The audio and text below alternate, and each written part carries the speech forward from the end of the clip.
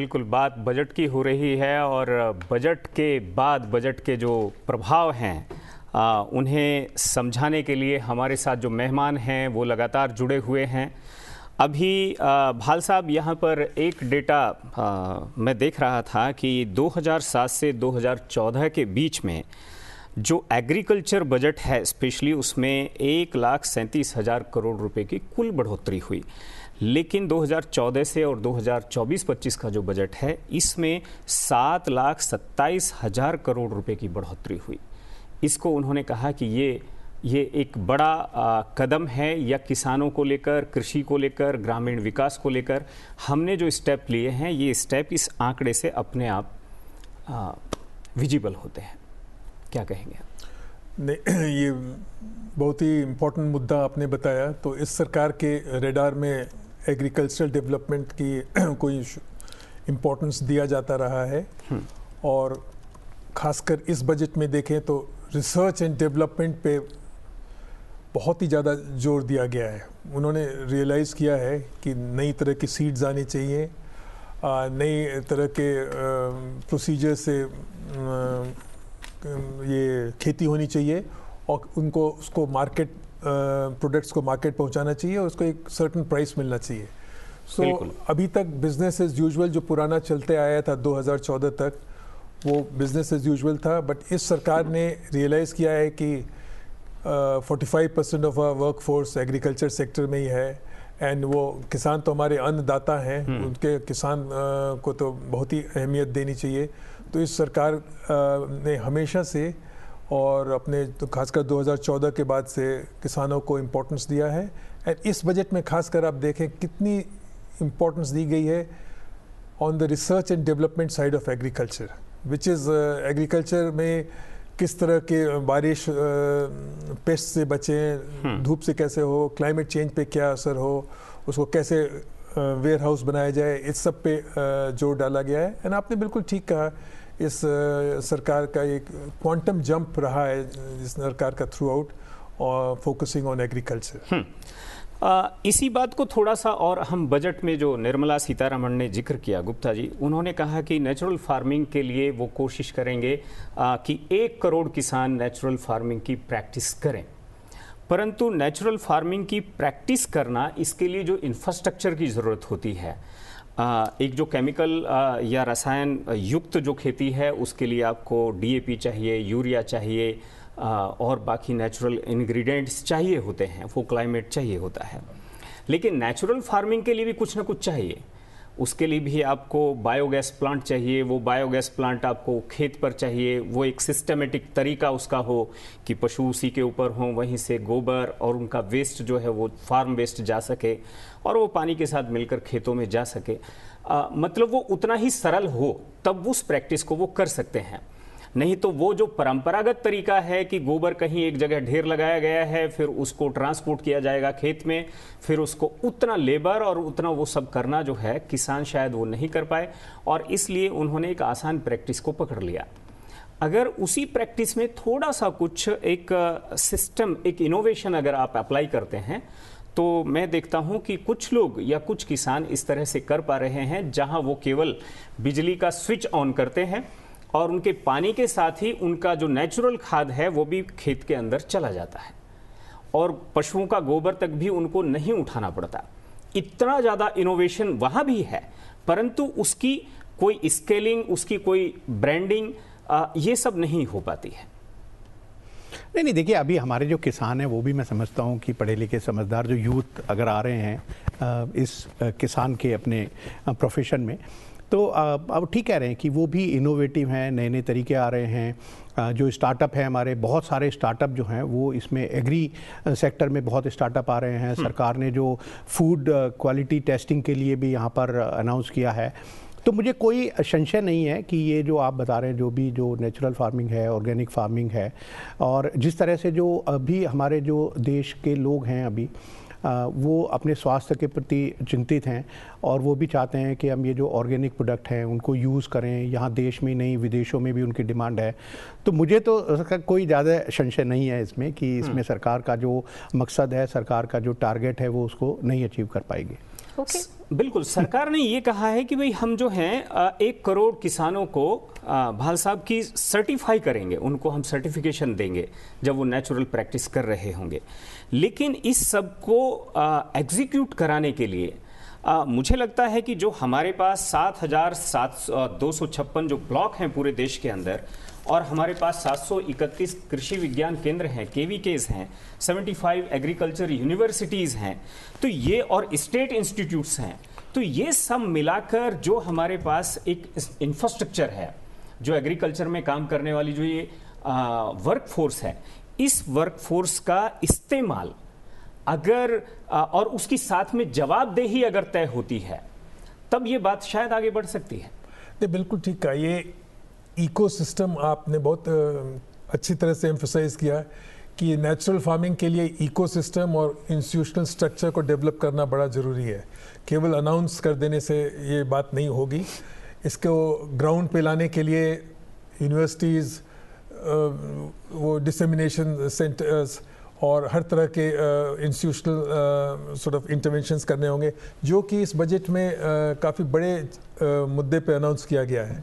जो broad emphasis है on research and development and all, उसके अंदर ये सब चीज़ें भी आएंगी कि किस तरह से हमारा इंस्ट्रूमेंट्स बदले जाएं, कैसे हमारा इंस्टीट्यूशनल स्ट्रक्चर बदला जाए, कैसे हमारे यूनिवर्सिटीज़ और ज़्यादा डिसेमिनेट करें।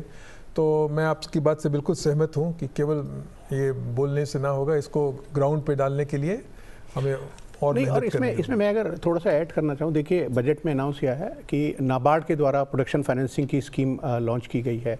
इसके अलावा लैंड रिफॉर्म्स पर बहुत ज़्यादा जोर दिया गया है इस बजट में। और ये जो किसान हैं उनको कई बार अपनी जगह का पता नहीं होता था, जगह पता है तो फिर उसको वो मॉर्गेज नहीं कर सकते थे या बैंक में गिरवी नहीं रख सकते थे, वहाँ से फंडिंग नहीं ले सकते थे। जो झगड़े हैं वो बहुत ज़्यादा कोर्ट कचहरी होती थी। मैं समझता हूँ कि अगर ये लैंड रिफॉर्म्स होंगे, नाबार्ड की जो स्कीम आएगी, ये भी काफ़ी कुछ मदद करेंगे किसानों का इसमें टेक्नोलॉजी अपग्रेडेशन में इनके लिए, और जो भी कुछ सरकार का विजन है उसको पूरा करने में। What role will the states play, considering the fact that states will also have a major role, and how are we looking at the center incentivizing states towards bringing about these land related reforms?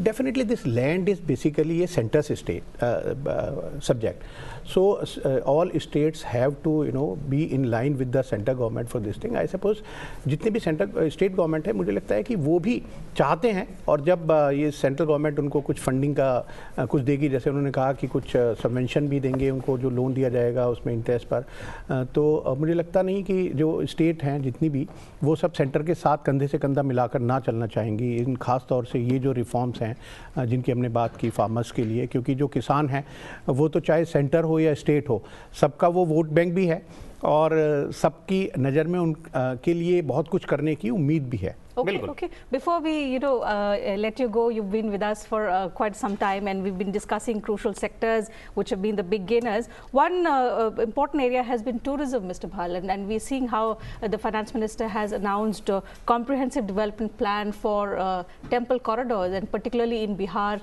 redeveloping these ancient temples of Vishnupad, of the Mahabodhi temple, in line with what we've seen at Kashi Vishwanath, at Ujjain also. How significant is it from the point of view of Vikas bhi, Virasat bhi, something that the government has been stressing on? Yeah, tourism is a very important sector for India, primarily because it is highly labor intensive. And one of the biggest problems facing the youth of this country, the people of this country, is sustainable and dignified employment. So here is one sector which is just lying there to be sort of tapped. Right. You develop your tourism sector, people travel all over the country, infrastructure is developed, a lot of employment is generated.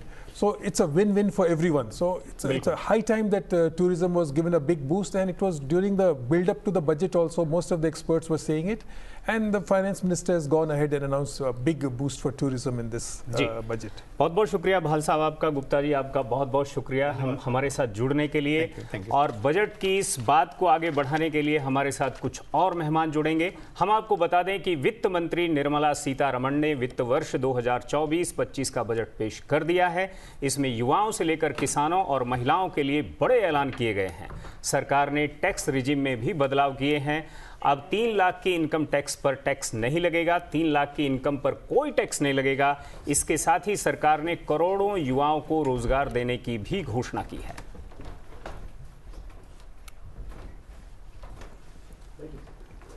हम आपको बता दें कि जैसा आप graphics में देख रहे हैं, तो यहाँ पर जो है 3 से 7 लाख पर 5% का टैक्स है, 5 से 10 लाख पर 10% का टैक्स है, 10 से 12 लाख पर 15% का टैक्स है, और 15 से ऊपर जो आय है उस पर 20% का टैक्स है। तो ये आप देख रहे हैं कि किस तरह से जो इनकम ग्रुप्स हैं उनको किस तरह से उसने अलग अलग वर्गों में बांटा है और किस तरह से उस पर अलग अलग तरीके से टैक्स इम्पोज किया है। Right. So as expected, the finance minister, and as she announced in her opening remarks also, that this budget is for all. It caters to the middle class. So you've seen some changes in the tax slabs, although in the new tax regime, but also in terms of the standard deduction that has also been increased. That's some relief for the taxpayers, for the salary. विकास की नई ऊंचाई पर ले जाने वाले इस महत्वपूर्ण budget के लिए मैं सभी देशवासियों को बधाई देता हूं। वित्त मंत्री निर्मला सीतारमण जी और उनकी पूरी टीम बहुत बहुत बधाई की पात्र है। साथियों, ये बजट समाज के हर वर्ग को शक्ति देने वाला बजट है। ये देश के गांव गरीब किसान को समृद्धि की राह पर ले जाने वाला बजट है। पिछले 10 वर्षों में 25 करोड़ लोग गरीबी से बाहर निकले हैं। ये जो न्यू मिडिल क्लास बना है, ये बजट उनके सशक्तिकरण की निरंतरता का बजट है।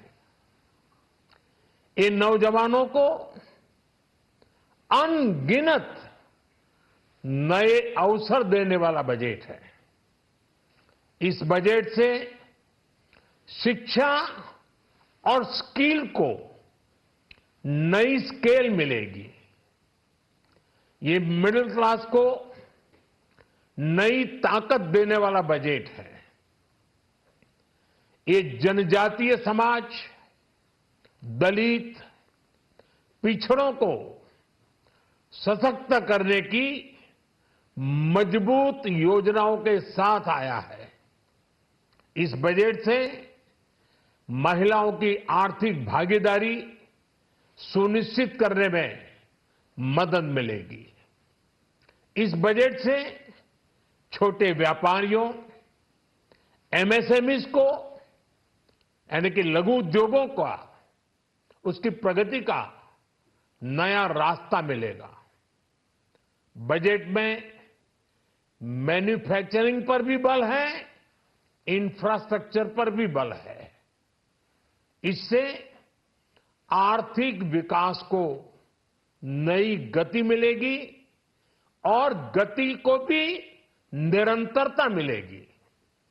साथियों, रोजगार और स्वरोजगार के अभूतपूर्व अवसर बढ़, ये हमारी सरकार की पहचान रही है। आज का बजट इसे और सुदृढ़ करता है। देश और दुनिया ने पीएलआई स्कीम की सफलता देखी है। अब इस बजट में सरकार ने एम्प्लॉयमेंट लिंक्ड इंसेंटिव स्कीम की घोषणा की है। इससे देश में करोड़ों करोड़ों नए रोजगार बनेंगे। इस योजना के तहत जीवन में पहली नौकरी पाने वाले युवा की पहली तनख्वाह हमारी सरकार देगी।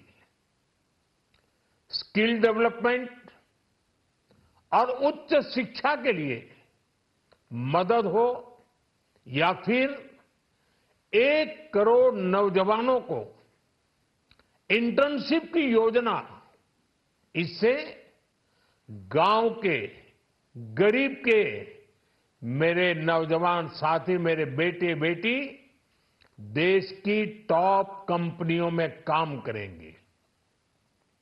उनके सामने संभावनाओं के नए द्वार खुलेंगे। हमें हर शहर, हर गांव, हर घर एंटरप्रेन्योर्स बनाना है।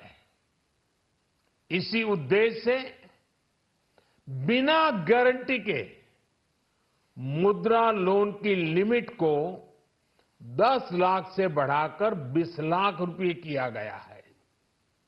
इससे छोटे कारोबारियों, विशेष रूप से महिलाओं, दलित, पिछड़े, आदिवासी परिवारों में स्वरोजगार को बल मिलेगा। साथियों, हम सब लोग मिलकर भारत को ग्लोबल मैन्युफैक्चरिंग हब बनाएंगे। देश का एमएसएमई सेक्टर मध्यम वर्ग से जुड़ा हुआ है। एक प्रकार से एमएसएमई सेक्टर की ओनरशिप मध्यम वर्ग ही है और इसी सेक्टर से गरीबों को ज्यादा से ज्यादा रोजगार भी मिलता है।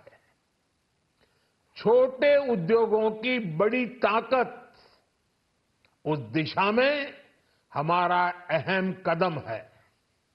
इस बजट में एमएसएमईज के लिए ईज ऑफ क्रेडिट बढ़ाने वाली नई योजना का ऐलान किया गया है।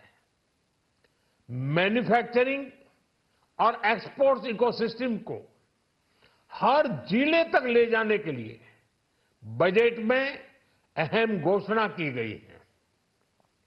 ई कॉमर्स, एक्सपोर्ट हब्स और फूड क्वालिटी टेस्टिंग के लिए 100 यूनिट्स, ऐसे कदमों से वन डिस्ट्रिक्ट वन प्रोडक्ट अभियान को गति मिलेगी। साथियों, ये बजट हमारे स्टार्टअप्स के लिए, इनोवेशन इकोसिस्टम के लिए ढेर सारे नए अवसर लेकर आया है।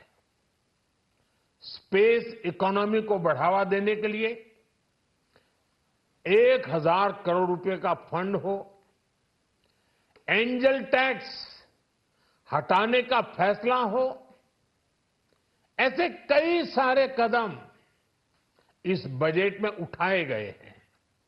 साथियों, रिकॉर्ड हाई कैपेक्स इकोनॉमी का एक ड्राइविंग फोर्स बनेगा।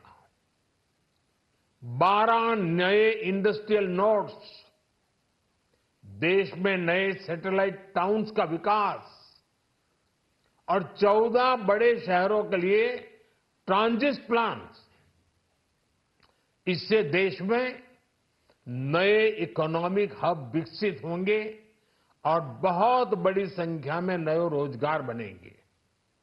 साथियों, आज डिफेंस एक्सपोर्ट्स रिकॉर्ड स्तर पर है। इस बजट में डिफेंस सेक्टर को आत्मनिर्भर बनाने के लिए अनेक प्रावधान किए गए हैं। आज पूरी दुनिया में भारत के प्रति आकर्षण बढ़ा है और भारत में टूरिज्म के क्षेत्र में नई संभावनाएं बनी हैं। टूरिज्म क्षेत्र गरीब और मध्यम वर्ग के लिए कई अवसर लेके आता है। इस बजट में टूरिज्म क्षेत्र पर भी विशेष बल दिया गया है। साथियों, एनडीए सरकार ने पिछले 10 साल में ये सुनिश्चित किया है कि गरीब और मध्यम वर्ग को लगातार टैक्स से राहत मिलती रहे। इस बजट में भी इनकम टैक्स में कटौती और स्टैंडर्ड डिडक्शन में भी वृद्धि का फैसला लिया गया है। टीडीएस के नियमों को भी सरल किया गया है। इन कदमों से हर टैक्स पेयर को अतिरिक्त बचत होने वाली है।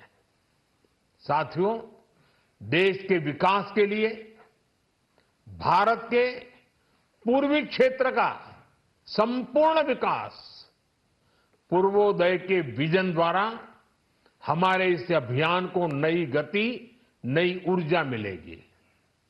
हम पूर्वी भारत में कई महत्वपूर्ण इंफ्रास्ट्रक्चर जैसे हाईवेज, वाटर प्रोजेक्ट्स और पावर प्रोजेक्ट्स का निर्माण कर विकास को नई गति देंगे। साथियों, इस बजट का एक बहुत बड़ा फोकस देश के किसान है।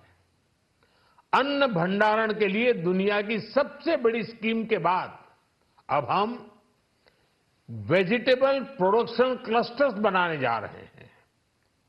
इससे एक और छोटे किसानों को फल, सब्जियों, अन्य उपज के लिए नए बाजार मिलेंगे, बेहतर दाम मिलेंगे, तो दूसरी ओर हमारे मध्यम वर्ग के लिए फल, सब्जियों की उपलब्धता बढ़ेगी और परिवार के लिए पोषण भी सुनिश्चित होगा।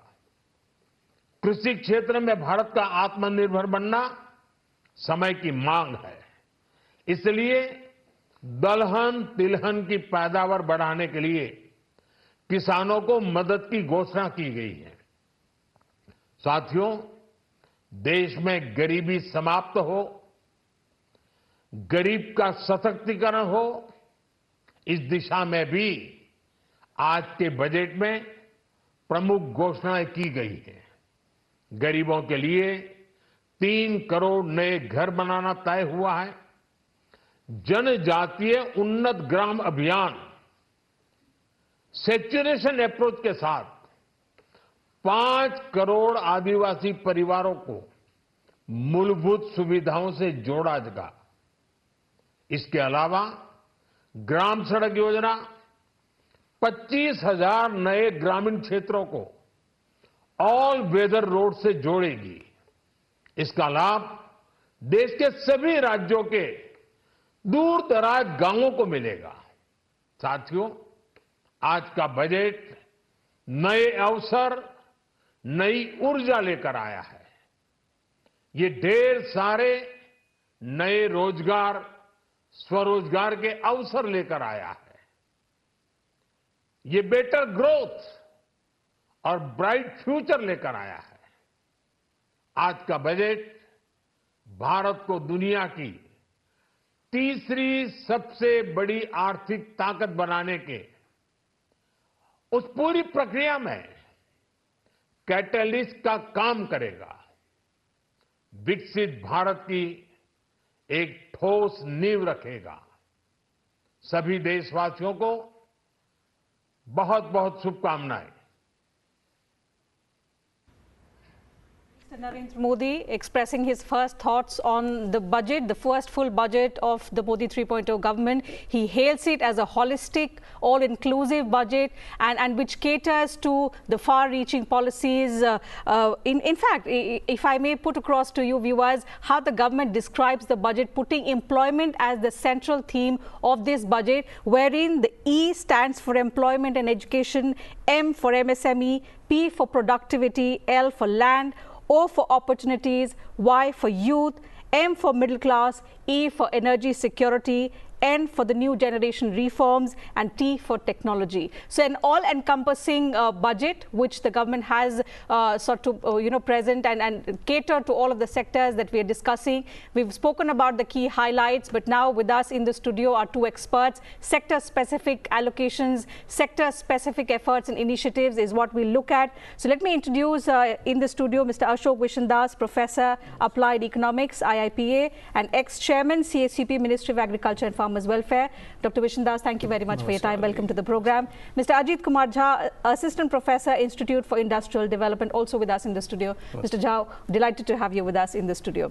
So, Mr. Vishen Das, allow me to begin the first question with you. And your first thoughts. You heard the Prime Minister hailing this budget. He says it caters to the short-term visions, at the same time lays out a detailed roadmap for a Viksit Bharat. How do you see this budget taking India forward and realizing a lot of the objectives towards becoming a developed nation by 2047? Yes, absolutely. This budget may be for 1 year, as is the technical requirement for 1 year, but this has a far-reaching ramification. First thing which I see is the employment, and employment is a very out-of-box solution. And I see India, this budget is a statement that they don't want to, India does not want to emulate or copy any country, developed or developing. Absolutely. Because they want to have the homegrown solution, Indianized, and this is a Bharatiya model of development. For instance, no country gives the first month's salary of the newly employed people, the government bears the bill. That is one. And then let me also make it very clear to our viewers, the employment is just not your livelihood. It is not just to remove the poverty. It is not just to keep you,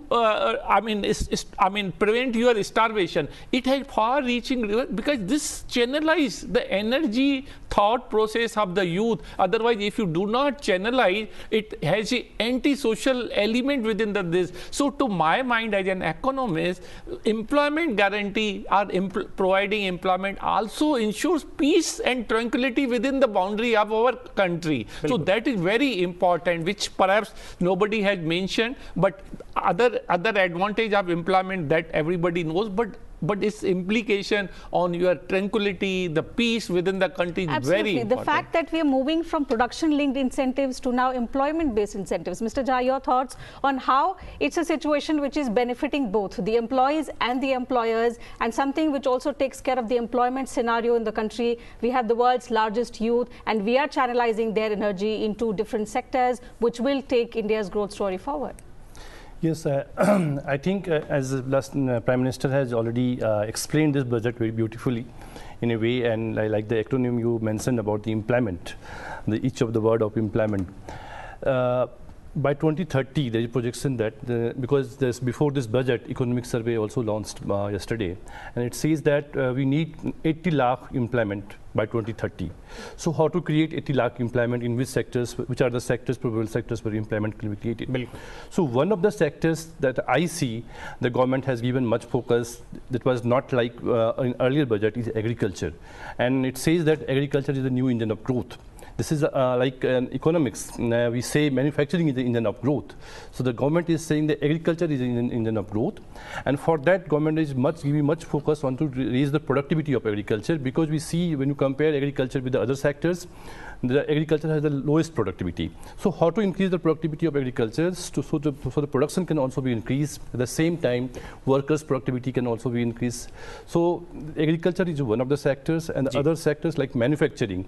The government has given much of the focus on manufacturing in terms of MSME, boosting MSME, like giving credit support or increasing the loan capacity of Mudra from 10 lakh to 20 lakh rupees, or giving 1 crore internship in 500 companies to new youth. So all kinds of employment is the focus of this government, giving the demographic dividend that we have right now up to 10-15 years. Ashok जी, एक बात और भी कही गई है कि वो सरकार ने कहा कि वो वेजी क्लस्टर जो है क्रिएट करेगी।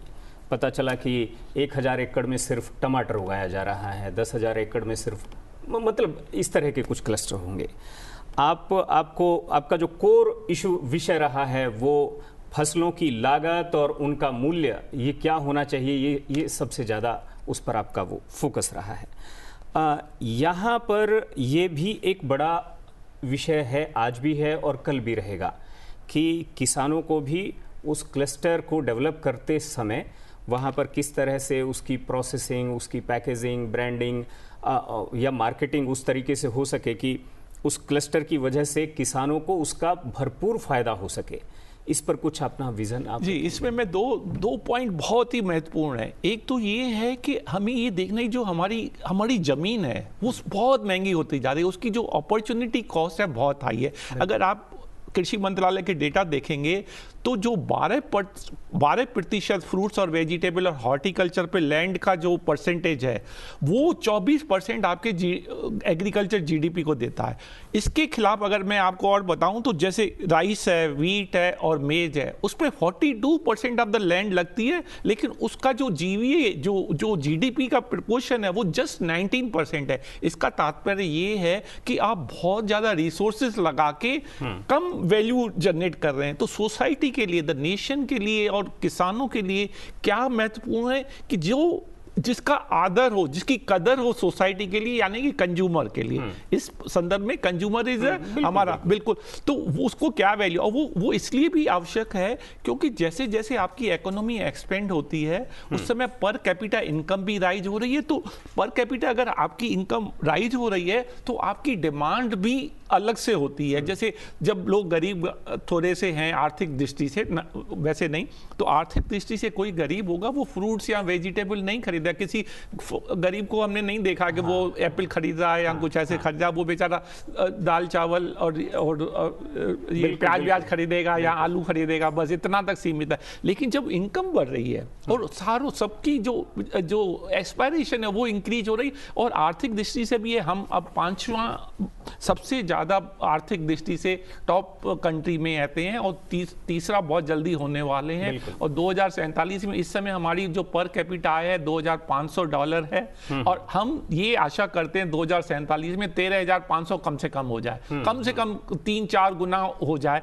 और ये हम आशा जब तक नहीं होगी, आपका लक्ष्य नहीं निर्धारित होगा तो आपका विकास नहीं होगा। तो ये बहुत अच्छा, तो ये विन विन सिचुएशन है। किसान भी खुश रहेंगे क्योंकि किसानों को वो उगाना चाहिए जिसकी कदर करे कंज्यूमर, और कदर है और मांग भी है। Gold is gold when it is sold, and perhaps the budget has tried to bring focus on that. So you'll see in the list of 9 priorities, productivity and resilience in agriculture takes the top spot. The government talks about how we need to transform agricultural research, bring focus on raising productivity and develop climate resilient variety. So while the government can provide the funding, we need to transform the way our research is aimed at. So how well initiated is this announcement? I would also like to add, the 1% growth rate in agriculture is equivalent to 2 to 3% growth in other sectors of the economy. Exactly. That means secondary and tertiary sector, which includes manufacturing, MSME, as the Prime Minister was saying, and FM was saying, and the service sector. So we have to have focus, and region being 46.5% of our workforce is engaged in agriculture. So the critical mass lies in agriculture. Let me give an analogy. When you are launching the rocket, on the base it is agriculture, secondary sector is the manufacturing, MSME, and third is service sector. So when you are launching the vehicle, launching the rocket, phase base बहुत मजबूत है, और rocket को जब launch करते हो नीचे से फायर किया जाता है। बिल्कुल। तो वो एग्रीकल्चर को फायर जब तक नहीं करेंगे तो सेकेंडरी और टर्शरी सेक्टर के लिए डिमांड ही नहीं होगी, तो वो जो भी मैन्युफैक्चर करेंगे कौन खरीदेगा? Precisely, that's something, Mr. Jha, that the economic survey also highlighted. Agriculture's future potential as the growth driver if we are looking at a Viksit Bharat, and towards that we've seen certain announcements, the budget also building up to those expectations, in the sense that when we talk about development and becoming growing fast in any sector, Atmanirbharta is the key. And towards that we saw that in the agriculture sector the finance minister talks about a mission for pulse and oil seeds, so strengthening production, storage and marketing, taking care of all of these aspects. And she says how there's a strategy that is needed for especially in these seeds like mustard, sunflower, soybean, etc. Huge consumption in India, but for this now we have a comprehensive strategy. How is this going to propel growth and also take care of the Atmanirbharta, particularly in this sector? Exactly. First thing that the government, the country is focusing more on domestic economy, considering the external situations of the economy. And we have a large consumer market. So for agriculture and other products also, we have to focus on our domestic economy. And in that context, the Prime Minister in 2020 announced the Atmanirbhar self-reliant India and all. So focusing. So for agriculture, previous sir was speaking about how agriculture sector different things can happen. So one of the things in agriculture is, of course, the domestic consumption can increase. It can also lead to the export. like in oil seeds, like in vegetable sectors, or the allied sectors also. Like so this is not only agriculture as such, agriculture and allied, so like horticulture and all. So all the sectors can be given boost up, and it can meet both domestic and external demand. So I think keeping in this focus, like this Prime Minister said, agriculture is a much focus area. So he has given focus on agriculture. So 1.5 to 2 lakh crore rupees would take care of all of these aspirations. Yeah, let me also add another very important dimension. India is such a country where 30% of its population is vegetarian, which no other country has that large population vegetarian. Bilkul. Now, how to take care of their protein requirement? So protein security, everybody talks of food security, but nobody talks of protein security. So those 425 million people of India is vegetarian. For their protein only source is pulses. Bilkul. So pulses, if you are not Atmanirbhar, what we are going to, where we are going to. And let me also add, India is the largest producer of pulses, largest importer of pulses, and largest consumer also of the pulses. एक बात और है अशोक जी, वो ये सवाल भी एक तरह से आपके साथ ज़्यादा मुझे लगता है ज़्यादा सहज होगा। एक बात हमें ये देखने में मिलती है कि देश में करीब 15 एग्रो क्लाइमेटिक जोन हैं, सब क्लाइमेटिक जोन भी हैं, और मैं देखता हूं कई बार कि 1 एकड़ ज़मीन में एक किसान वही 100 क्विंटल उपज ले रहा है, एक किसान जो है, मैं फॉर एग्जांपल, और एक उसमें 150 क्विंटल भी ले रहा है।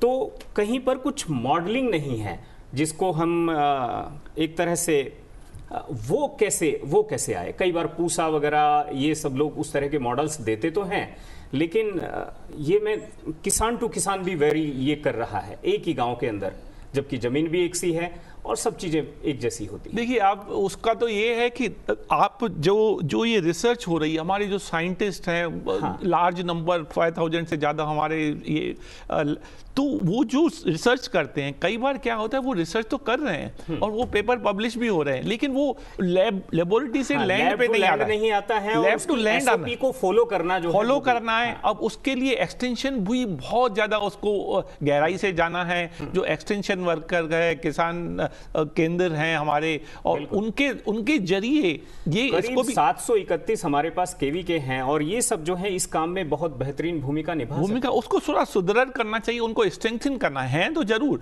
लेकिन वो काम भी कर रहे हैं, ऐसा नहीं है नहीं कर रहे हैं, लेकिन उसमें और ज्यादा चुस्ती लानी चाहिए, उसको एक्सीलरेट करना चाहिए उनके काम को, ताकि किसानों से मिलें, जाके उनको बताएं। और शायद वो ये सोचते हैं कि किसान हमारे पास आएंगे ज्ञान लेने के लिए, और इस सब में कुछ कम्युनिकेशन गैप है। अब कम्युनिकेशन गैप है, डेफिनेटली है, लेकिन इनको थोड़ा चुस्त बनाना है। और वैसे भी हमारे देश में ये भी है कि अगर 2 ग्रेजुएट हो रहे हैं तो उसमें से 50% यानी 2 में से 1 ही एम्प्लॉयबल है। इसका क्या मतलब है कि आपकी स्किल में थोड़ी कमी है, तो वो भी इस बजट में कहा गया कि हम स्किल को जो upgrade the skills of unskilled worker. मैं आपके माध्यम से एक छोटा सा एग्जाम्पल देना चाहूँगा। मैं गुजरात में गया, सौराष्ट्र रीजन में, तो वो किसानों में, ये कुछ सालों की बात पहले की बात है, तो किसान जो है उसको उस समय उसके 240 रुपए या 250 रुपए उसको एक वेज मिलता था एक दिन का। तो उसमें कोई जो डायमंड व्यापारी है, जो डायमंड कट करके पॉलिश कर रहा है, वो व्यापारी को कहीं मिल नहीं रहे थे, तो उन्होंने कुछ किसानों को उठाया, वहां पे सब 20 दिन की उनको ट्रेनिंग दी, तो उनका जो वेज रेट है 250 से या 240 से 1250 रुपए हो गया। तो एक छोटी सी स्किल के लिए बहुत बड़ा उसमें नहीं चाहिए इन्वेस्टमेंट, सब थॉट प्रोसेस चाहिए कि आप उसमें थोड़ा सा इनिशिएटिव लें, और वो किसान, उसमें सबकी मदद हो रही है, पूरी देश की अर्थव्यवस्था सुदृढ़ हो रही है। बिल्कुल, और किसानों को तो लाभ है ही। Since you spoke about the skilling program, let me speak about what the budget announces. There's a new centrally sponsored scheme which has been announced as the 4th scheme under the Prime Minister's package for skilling in collaboration with state governments and industry, and it says 20 lakh youth are going to be skilled over a 5-year period. 1,000 industrial training institutes will be upgraded in hub and arrangements with outcome orientation. Mr. Shah, how is it going to take, of course, it takes care of the employment scenario, but skilling comes into play, and this caters to every sector, because then they choose, as their desirable skill, and they pick up the youngsters accordingly. So how how do you look at this initiative first, and then going forth, because collaboration will be required with states, with industry, so their role will also be very, very crucial. Yes, skilling is very important. I think not only skilling is important, reskilling is also important in some of the trades, and upskilling is important in some of the trades. Considering the current situation and considering there's the impact of AI and different kinds of technology that is being into this is called Industry 4.0. So in that context, skilling is very important, and in this economic survey and this budget also says there is a gap between education policy and skill policy, and we have to bridge the gap. And for that, like upgradation of ITIs are very important, because the course curriculum that is being introduced, that is already running in the ITIs, that need to be upgraded. Which kind of course can be offered according to the industry's demand. This budget says that we have to meet the skill demand according to the industry's demand. What is the demand in the industry that we have to provide? Right now we are more focusing on the supply side things. We are providing the traditional kinds of courses that is not being. That's why out of 2 undergraduate, 1 is implied, 1 is not implied, because of these kinds of skills. So skill promotion, and it has been, I think, one of the core program of this government since 2014. The first time government launched this ministry, a special ministry under this ministry, Skilling India was going on, and again the emphasis has been given. So that this entire skilling program is very important if we want to, really want to develop or become a developed country by 2047. कुछ core area ऐसे भी हैं जो मुझे लगता है कि किसान को भी उसको भी कहीं ना कहीं स्किल करने की ज़रूरत है। प्रोडक्शन के मामले में तो वो काफ़ी परंपरागत रूप से भी स्किल्ड था, और थोड़ा बहुत साइंटिस्ट, इंस्टीट्यूट, इन सब से भी कुछ चीज़ें हुई हैं। लेकिन जैसे मार्केटिंग है, प्रोसेसिंग है, इन सब चीज़ों में शायद उसको, तो मार्केटिंग की अगर मैं बात करूं एग्रो फूड को लेकर के, तो क्या उसमें आपको लगता है कि कुछ बाज़ार में नीतिगत कुछ बदलाव करने की ज़रूरत आपको महसूस होती है? मसलन हर गांव में कोऑपरेटिव सोसाइटीज़ हैं, उन सोसाइटीज़ का जो रोल है वो शायद कुछ उसमें कोई रोल निभा सकता है। मुझे लगता है कि ये बहुत ही इंपॉर्टेंट बात आपने बोला कि मार्केटिंग में किस तरह से असिस्टेंस प्रोवाइड करना चाहिए। मैं यहाँ पे हर गांव में कोऑपरेटिव सोसाइटी है, परंतु उनका बहुत छोटा सा रोल है। एक सिंपल एग्जांपल मैं बताना चाहता हूँ यहाँ पे कि बिहार में समस्तीपुर जिले के अंदर एक मार्केट है, उसको बोलते हैं दीदी का मार्केट। वहाँ पे जो महिलाएं हैं सब्जी बेचती हैं, अब वो डेली सब्जी बेच रही हैं, प्राइस फ्लक्चुएशंस हो रहा है, उनको मार्केट में जो प्राइस स्टेबिलिटी के बारे में उनको बताएं कि मार्केट में प्राइस कितना है, आप किस पे बेच रहे हैं, इसका कोई अनुभव नहीं है। वो लाती हैं, वहाँ बेचती हैं। तो इस तरह की चीज़ों पे उनको एक सपोर्ट प्रोवाइड करना, जो कि आप FPO की बात कर रहे हैं कि या एग्रीकल्चर ऑर्गेनाइजेशंस की बात करें जो लोकल लेवल पे जो उनको ये सपोर्ट कर सकें। एट द सेम टाइम उनको ये बताने की भी ज़रूरत है कि हम किस तरह से इसी प्रोडक्ट है, आप एक तो लोकल मार्केट में बेच रहे हैं, सपोज आपको बाहर के मार्केट में बेचना है, तो वहाँ कैसे पैकेजिंग हो, उसको किस तरह से हम पैकेट में पैक करके बेच। सपोज मान लीजिए कि पालक साग बिहार में हो रहा है, तो उसको हम दिल्ली तक ला सकते हैं क्या? उसके लाने के लिए जो प्रोसेस है, उस प्रोसेस में क्या रोल गवर्नमेंट प्ले कर सकती है इसके थ्रू, ये बहुत इंपॉर्टेंट है। मुझे लगता है कि स्टेट गवर्नमेंट का रोल भी बहुत इंपॉर्टेंट है इसमें, क्योंकि एग्रीकल्चर स्टेट सब्जेक्ट है, तो एक स्टेट गवर्नमेंट को बहुत ही एक्टिवली पार्टिसिपेट करने की जरूरत है। बिल्कुल। एक अशोक जी, इसमें एक बात और मुझे लगी, मैं पद्मश्री सुभाष पालेकर के साथ महाराष्ट्र में 1 हफ्ता रहा। उनकी जो पूरी टीम थी, वो किसान अपना सामान सुबह को लेते थे, उन्होंने शहर के अंदर जो है पहले से संपर्क किया होता था, वो 1 घंटा एक कॉलोनी में बैठते थे सिर्फ, और दूसरे घंटा दूसरे में, ऐसे 4 जगह पर वो ऐसे मोबाइल मार्केट उन्होंने किया, और उसके बाद अपना सामान बेच करके अपने खेत वापस चले गए। ऐसा वो करते थे। ऐसे कई मॉडल हैं जो मार्केटिंग को लेकर के समझे जा सकते हैं, लेकिन इसको कुल मिलाकर इस पर आपका नज़रिया क्या रहा है कि जब बात किसान ये कहता है कि वो पैदा तो कर लेता है लेकिन तराजू पर जाकर हार जाता है? देखिए, उसमें तो यही है कि मेरा जो, अगर हम संक्षेप में कहें तो किसानों को सिर्फ 2 चीज़ें चाहिए, उनको प्राइस ठीक से मिले और मार्केट ठीक मिले। दोनों में से एक चीज़ अगर ठीक नहीं मिलेगी तो उनकी खुशहाली में इतना इजाफा नहीं होगा।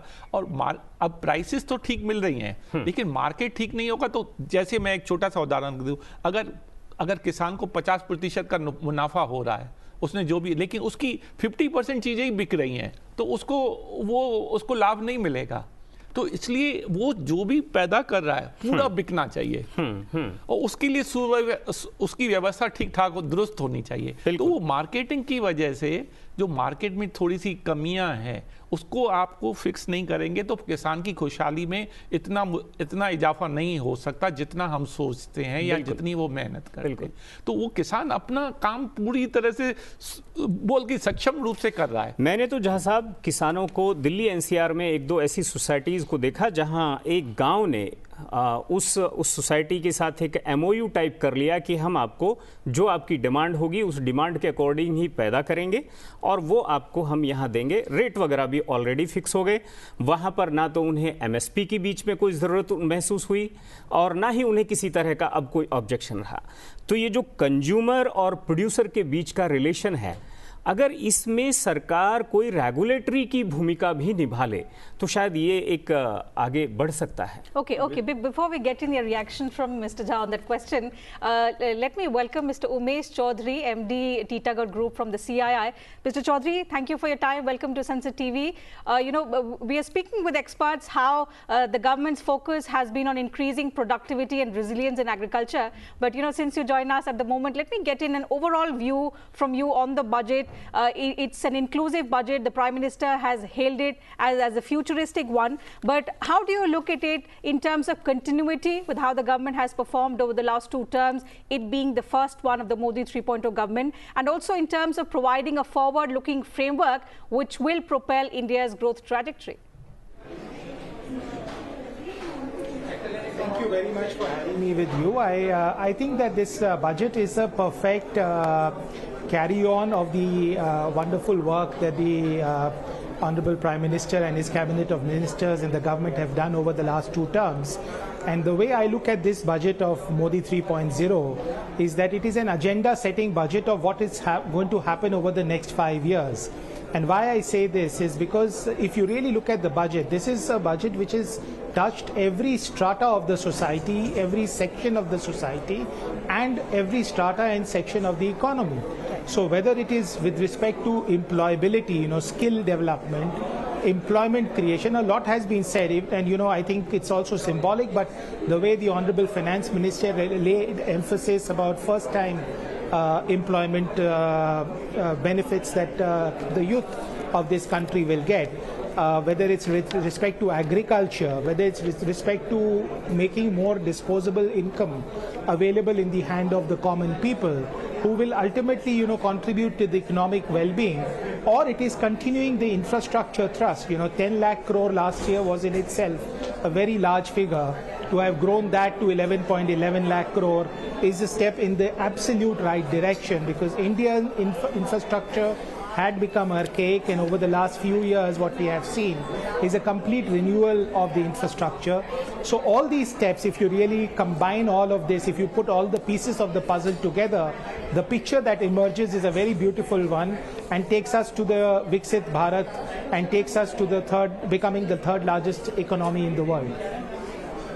Mr. Chaudhary, how do you look at the initiatives towards the MSME sector? It's a critical sector, and looking at the point of view from the contribution of this sector towards India's growth, how do you see these efforts building up to how the economic survey also underlined the importance of this sector? We see MSME, there's a dedicated chapter towards the growth of MSME and how it provides several SOPs to this critical sector. You see, once again, MSME is a classic case where there has been continuity. If you really look at it, first the definition of MSME was revised. MSME definition in itself was very small. It was not really covering the sector in the right spirit, because the economic size of India has changed. The whole business size of India has changed. So that happened in the last term or the first term of the Modi government. And then continuously, whether it is relating to delayed payment benefits coming to MSME, now, in terms of the bank facilities, or sometimes there can be cash flow mismatches with an MSME. And because of that, if the MSME, which has much less resilience to face the headwinds of the economy, they will be protected from immediately entering into insolvency, as we heard from the Honorable Finance Minister's speech today.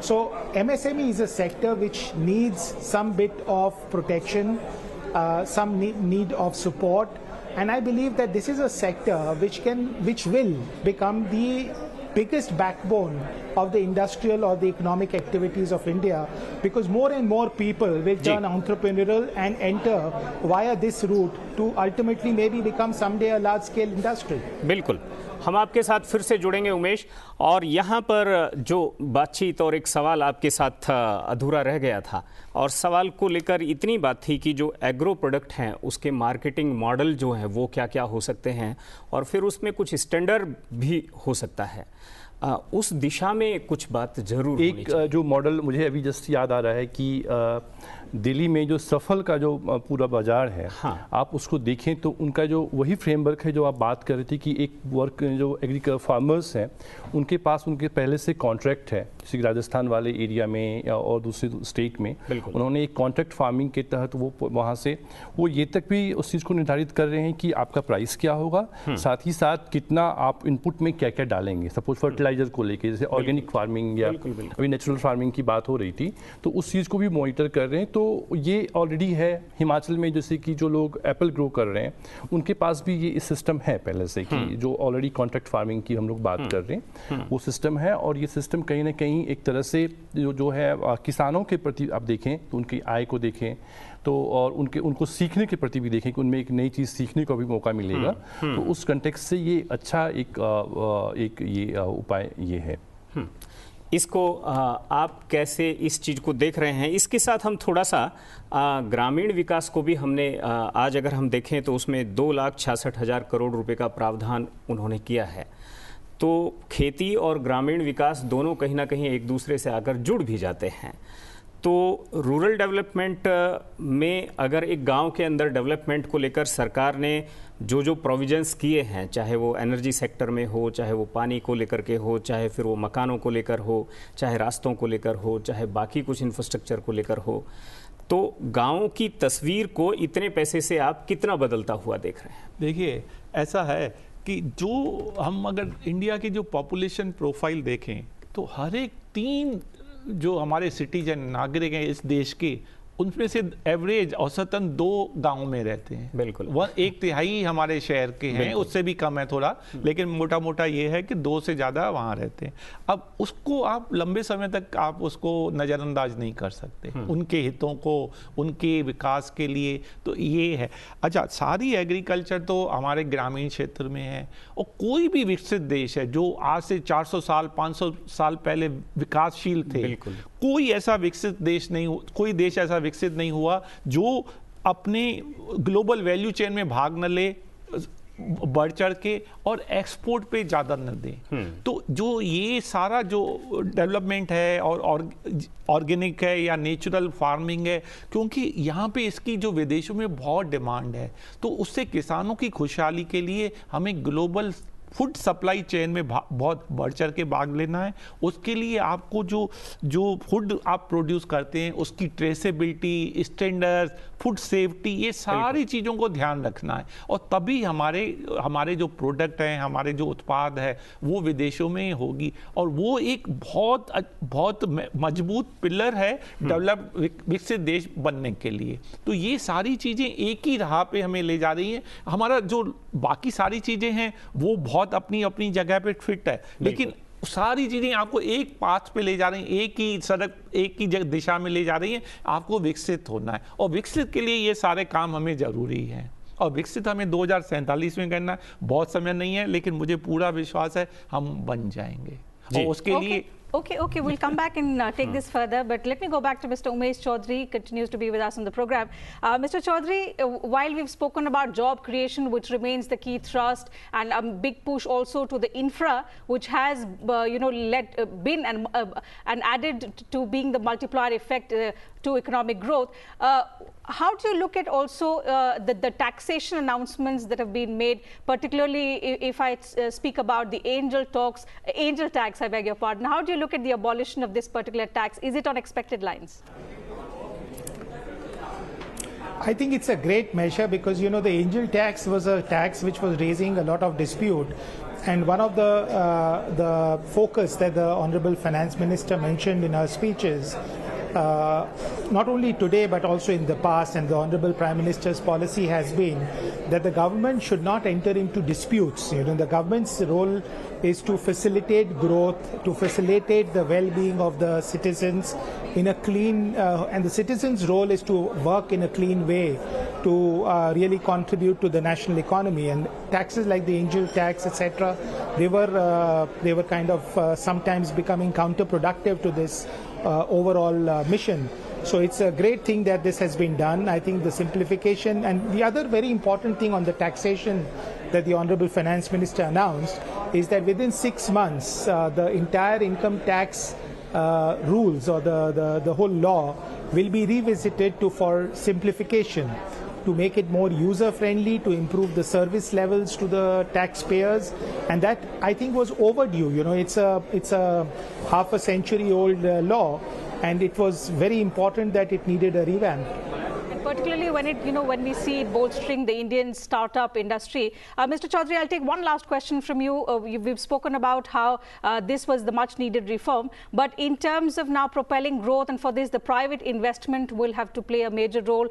With these announcements and simplification of rules, ease of doing business further being expanded, do you expect the private investment to now increase? See, the private investment is a factor of a number of is a result of a number of factors. So on one side, the simplification of law, the feel-good factor, the confidence level has been boosted. On the other side, the infrastructure spent from the government is going up, so there will be the trickle-down effect. You know, our company, for example, which is in the infrastructure space, we are making trains. We have got contracts to make Vande Bharat trains. So obviously, in order to make those trains, we are spending thousands of crores in private capex, so creating thousands and thousands of jobs. Whether it's construction of metro coaches that we are doing, again the same story. Or it is increasing the consumer demand by putting more money in the hands of the people, by reducing the tax rates for the common man, by increasing the income at the rural level. So all of this is going to give a fillip to the private investor, because when there's higher demand, there is the right conducive environment, there is the right policy framework, then only the private sector comes in and invests money. Otherwise, we can talk about private investments, but without these ingredients that have been provided in this budget, but also in the past budgets, a private investment would have only been talks. And we are seeing in my sector, in different sectors in CII, we have seen that people have now started not only talking, but actively making additional investments in capacity creation. जी, बहुत-बहुत शुक्रिया आपका उमेश जी हमारे साथ जुड़ने के लिए। और यहाँ पर ये जो चर्चा है जो मैं रूरल डेवलपमेंट को लेकर के आपके साथ शुरू हुई थी, मुझे कई बार लगता है कि अगर हम एक गांव का टोटल सिनेरियो देखें तो वहाँ ज़मीन है, पानी है, पेड़ है, पशु है, ये तो उनका नेचुरल एसेट है। जो कुछ डेवलपमेंट या आदमी की सिविलाइजेशन के दरमियान जो चीज़ें पैदा होती हैं, एनर्जी है, एम्प्लॉयमेंट है, उनका घर है, रास्ते हैं, सैनिटेशन है, कुछ इस तरह की भी चीज़ें हैं। तो जो नेचुरल एसेट है वहाँ पर भी कुछ दिक्कतें हैं। ज़मीन जो है उसकी चकबंदी नहीं हुई है, 4 जगह खेत पड़े हैं, तो भू प्रबंधन नहीं है। आप पानी की बात देखेंगे, जो जिन तालाबों की बातें होती थी कि तालाब आज भी खड़े हैं, वो तालाब जो हैं वो भी दम तोड़ रहे हैं। कल बल्कि राजीव प्रताप रूडी जी ने कहा हाउस के अंदर कि उन्होंने अपने गांव के तालाब में उसे इतना स्वच्छ बनाकर रखा है कि उसमें स्विमिंग कंपटीशन उसके अंदर करवाया है उन्होंने। पेड़ों की बात करें तो वो स्थिति है, पशुओं की बात करें तो ये लगातार डिक्लाइन हुआ है। तो ये एक नेचुरल एसेट जो है वो भी डिक्लाइन हुआ है, और बाकी सब चीज़ें जो हैं उनमें शायद हम थोड़ा बहुत कुछ कोशिश कर रहे हैं। तो दोनों में एक बैलेंस रहे ताकि वो गांव का गांव बना रहे, गांव भी बना रहे और डेवलपमेंट भी हो। ये इसको किस तरह दोनों चीज़ें संभव हैं, और ऐसे संभव है। आजकल लोग जागरूकता, क्योंकि हमारी एजुकेशन ज़्यादा हो रही है, हमारी डेमोक्रेसी काफ़ी डीपन हो रही है, तो लोगों की जो जागरूकता, उनकी रुचि है वो ज़्यादा हो रही है। अब लोगों का ये रुझान हो रहा है कि हम हम गाँवों की तरफ जाएं, देखें। मैं कई लोगों को देखा है, और जैसे यूएसए में आई ट्रैवल देयर, यूके में, वहाँ के जो गांव है वो हमारे शहरों से भी ज़्यादा डेवलप्ड हैं। तो वहाँ के जो बाशिंदे हैं वो अपने वीकेंड पे जब वो हम लोग जाते हैं, हम यूरोप में जाना है, वो लोग कहते हैं हम हमें गाँव में देखें, कंट्री साइड देखें। तो सिमिलरली हम रूरल टूरिज्म को डेवलप कर सकते हैं। अभी भी कई लोग ऐसे हैं जो गाँव में जाते हैं, एक दिन क्रिकेट के लिए वो पूरी फील्ड उन्होंने बुक करा दी, और उनको काफी, एक छोटा सा एग्जांपल दे रहे हैं, तो वो जो शहर में कॉर्पोरेट में काम कर रहे हैं बहुत पैसा देते हैं, और एक दिन के लिए वो बुक कर लिया, फुटबॉल खेलना है, क्रिकेट खेलना है, फिर एक दिन के लिए लौट के आते हैं। और कई लोग एज ए टूरिस्ट बन के जाते हैं। गांव में देखें तो क्या हो रहा है, जो बड़े बड़े शहरों में मेट्रोपॉलिटन सिटी, उन्होंने गांव देखे ही नहीं है। तो अब लोगों की रुझान उस तरफ से हो रहा है, रिवर्स टूरिज्म हो रही है। पहले लोग गांव से शहर और विकसित शहरों में जाते थे, अब डायरेक्शन थोड़ा चेंज हो रहा है। और वो अगर सरकार देखेंगे, वो चारपाई पे बैठ के कैसे खाना खाते हैं, जमीन पे बैठ के पलथी मार के कैसे खाना, वो सब चीज़ों में लोगों को रुझान हो रहा है। और इसको अब इसकी पब्लिसिटी करेंगे, इसको डेवलप करेंगे, और तो काफ़ी संभावना है कि वो भी उनकी किसान, अल्टीमेटली किसानों की आय, जो हमारे ग्रामीण लोग हैं, हमारे सिटीजन, उनकी आय बढ़ेगी। बिल्कुल झा साहब, जैसे ग्राम पर्यटन की, रूरल टूरिज्म की बात, विलेज टूरिज्म की बात अशोक जी कर रहे हैं। मैं कई बार ऐसे ही देखा, मैंने हंगरी में एक गांव है, हमारे उपसभापति भी वहाँ अभी होकर के आए, कृष्णा वैली के नाम से। वहाँ टोटल देश का टूरिज्म जितना पूरे देश में आता है, अकेले 60% उस गांव में आ जाता है। वॉशिंगटन डीसी से 40 किलोमीटर दूर एक गांव है जो योगदा ने कभी बसाया था, वो गांव बहुत अच्छे से चल रहा है। हमारे यहाँ पांडिचेरी में भी ओरविले है ही, और मैं यहाँ पर देखा गढ़चिरौली में एक मेंढा लेखा करके एक गाँव है, उन्होंने भी बहुत अच्छे से कम्युनिटी विलेज टाइप ऐसा डेवलप किया। पूरी कम्युनिटी अगर मिल करके कि उसे उस गांव को पर्यटक गांव में कन्वर्ट करना है, पर्यटक घर जैसा, और वो सब रजिस्ट्रेशन वो तो हो जाता है एक बार, पहाड़ों में उस तरह की योजनाएं हैं। लेकिन पूरा का पूरा गांव अगर उस एथनिक विलेज में अगर अपने आप को वहाँ भी मेंटेन रखता है और डेवलपमेंट भी करता है, तो दोनों स्थितियों में उसको दोनों हाथों में लड्डू जैसी बात हो जाती है। फिर वो बिल्कुल ये बात बहुत सही है कि हम लोग गांव में भी टूरिज़्म को बढ़ावा दे सकते हैं, और पर्टिकुलरली मुझे लगता है जो नॉर्थ ईस्ट जैसे स्टेट हैं, जहां जो हिली स्टेट्स हैं, बिल्कुल उस स्टेट में तो ये चीज़ें हो सकती हैं। मैं एक चीज़ और जोड़ना चाहता हूं इस साथ में, क्योंकि गाँव की बात हो रही है तो मुझे गांधी जी याद आ गए। राजस्थान की ढाणियों में बैठ करके लोग जो है फ्रांस के टूरिस्ट को अट्रैक्ट कर रहे हैं, बहुत आकर्षण पैदा हो रहा है। तो गांधी जी का जो सपना था कि जो विलेज इकोनॉमी की अब देखें हैं, और मोदी जी भी, मतलब प्राइम मिनिस्टर भी उस चीज़ को बाद में फोकस कर रहे हैं, उस चीज़ को कि कहीं ना कहीं हम लोग को एक स्मार्ट विलेज की बात करना चाहते हैं, कि एक स्मार्ट विलेज ऐसा विलेज हो जो अपने में सेल्फ सस्टेनेंस हो, और वो फिर कंट्रीब्यूट भी करे, चाहे वो स्टेट की इकोनॉमी में कंट्रीब्यूट करे, वो नेशनल इकोनॉमी में कंट्रीब्यूट करे। तो मुझे लगता है कि रूरल टूरिज़्म, एग्रीकल्चर एक पार्ट है गांव का, तो है ही। रूरल टूरिज्म के साथ साथ जो सबसे इम्पोर्टेंट है वो है रूरल इंडस्ट्री, कि जो रूरल बेस्ड इंडस्ट्रीज़ हैं, जैसे ट्रेडिशनल इंडस्ट्री, जैसे पहले जो भी ट्रेडिशनल इंडस्ट्रीज़ थे उसमें क्या मॉडर्नाइजेशन हो सकते हैं, उसमें कहाँ स्किल अपग्रेडेशन की बात है, और उसी के हैंडीक्राफ्ट से रिलेटेड बहुत सी चीज़ें जो रूरल बेस्ड हैं, वहाँ पे कैसे हम इम्प्रूवमेंट कर सकते हैं, और उससे किस तरह से सेल्फ सस्टेनेंस बना सकते हैं। साथ ही साथ जो कि हॉर्टिकल्चर है या पोल्ट्री है, और इस तरह की चीज़ें जो हैं वहाँ, तो आपको ये भी देखना पड़ेगा कि जो एक गांव है, उस गांव का जो कंपोजिशन है वो किस तरह का है, लोग किस तरह के हैं वहाँ पे, किस तरह की वहाँ की इकोनॉमी है, और उसके अकॉर्डिंगली यदि हम प्लान करें तो मुझे लगता है कि पंचायत का जो रोल है इस चीज़ में, जो पंचायत उस लेवल पे यदि वहाँ पे फोकस किया जाए तो ये बहुत ही ये अच्छा एक मॉडल है। Since we are talking about rural tourism, let me also bring in the aspect of religious tourism that we have seen in this budget. We've heard this government spoke about spiritual and religious tourism, but this budget has actually announced. We are seeing how 2 temple corridors have been announced, both of them in Gaya. The finance minister spoke about Purvodaya, saying how the eastern part of the country needs to be developed, and from a tourism point of view also, how much potential do you see in the aspect of religious tourism? Because both these temples that we are talking about in Gaya, the Vishnupad temple and the Mahabodhi temple, they've been ancient heritage structures and very lesser known.